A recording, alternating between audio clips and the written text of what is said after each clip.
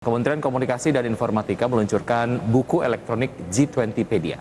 Ya, buku elektronik G20pedia ini akan memberikan informasi lebih luas kepada masyarakat tentang sejarah terbentuknya G20 serta kontribusi dan peran aktif Indonesia.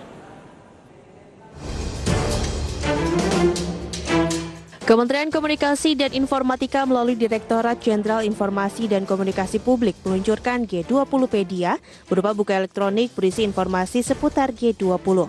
Peluncuran G20pedia ini bertujuan untuk meningkatkan pemahaman masyarakat tentang G20, khususnya presidensi G20 Indonesia tahun 2022.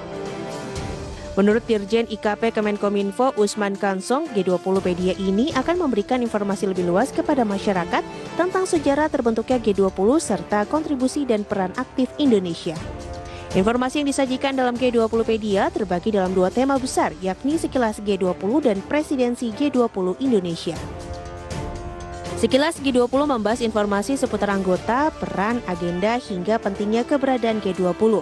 Selain itu, untuk tema presidensi G20 Indonesia menekankan pada informasi seputar kiprah Indonesia di G20, isu prioritas yang diusung, hingga manfaat yang didapatkan Indonesia selama menjabat presidensi G20. Ada pendapat umum bahwa G20 itu adalah isu elitis, ya, isu yang tidak terjangkau oleh masyarakat. Karena itu kita menerbitkan G20pedia dalam bentuk online atau e-book agar tujuannya adalah untuk membumikan G20. Ya, membumikan G20 maksudnya apa? Membuat G20 itu gampang dimengerti, gampang dipahami oleh masyarakat. Artinya kita menurunkan ya isu yang elitis tadi menjadi isu yang milik kita semua, ya, menjadi milik bersama, milik akar rumput, milik masyarakat. Nah, jadi itu tujuan diterbitkannya G20pedia adalah untuk lebih membumikan informasi atau isu tentang G20 dan presidensi G20 di Indonesia.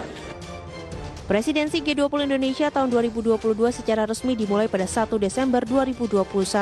Presidensi G20 merupakan kesempatan bagi Indonesia untuk berkontribusi lebih besar bagi pemulihan ekonomi global melalui partisipasi aktif pembangunan tata kelola dunia yang lebih sehat, adil, dan berkelanjutan berdasarkan kemerdekaan, perdamaian abadi, serta keadilan sosial. Dari Jakarta, Rian Rahman, iDaction.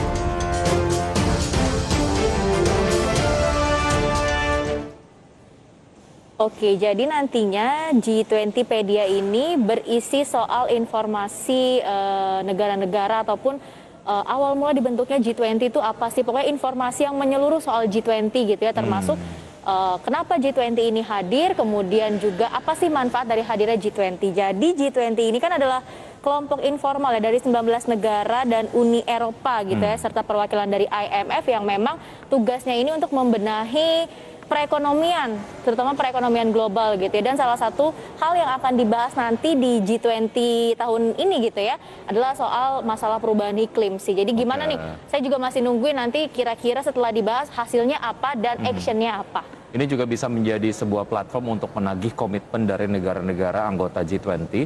Apakah mereka cukup committed terhadap janji yang mereka sampaikan terkait dengan penurunan emisi dan lain sebagainya.